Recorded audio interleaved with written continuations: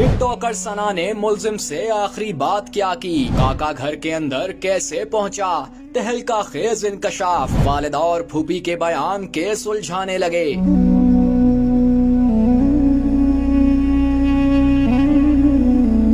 वफाकी दारुल हुकूमत इस्लामाबाद में चित्राल से ताल्लुक रखने वाली 9 उम्र टिक टॉकर सना यूसुफ को इसके टिक टॉकर दोस्त ने ही घर में घुसकर फायरिंग करके कत्ल कर दिया। पुलिस ने मुलजिम फैसलाबाद से तहवील में ले लिया, जिसकी शनाख्त उमर हयात उर्फ काका के नाम से जाहिर की गई और अब वारदात से मुतल्लिक मजीद तफसीलात सामने आ गई हैं।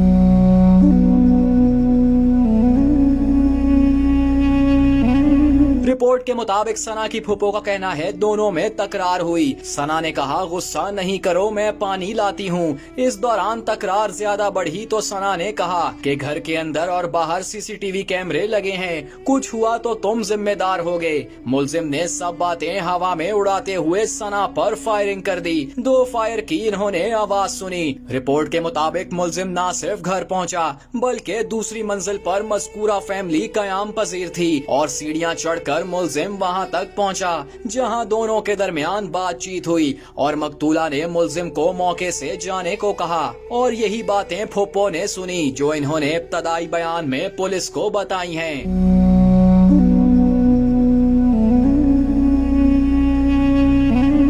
मुलजिम ने फिर फायर किए जो मकतूला को लगे।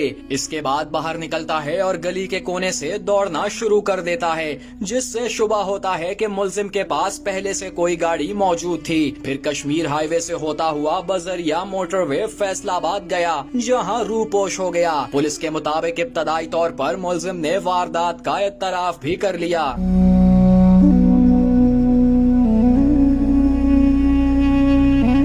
मुलजिम उमर हयात काका भी टिक टॉकर है। कत्ल के बाद मुलजिम ने अपना यूजर आईडी चेंज किया और पुलिस इस हवाले से भी तहकीकात कर रही है। ऐसे वक्त का इंतखाब किया जब फैमिली घर पर मौजूद नहीं थी, जिससे जाहिर होता है कि वो लड़की से राब्ते में था। मकतूला की वालिदा सामान लेने बाजार गई हुई थी। वालिद और भाई भी घर पर मौजूद न थे, अलबत्ता दूसरे कमरे में फूफो मौजूद थी। इससे पहले वालिदा का बयान भी सामने आया था, जबकि इन्होंने एतराफ किया था कि वो वाकये के वक्त घर पर ही मौजूद थीं।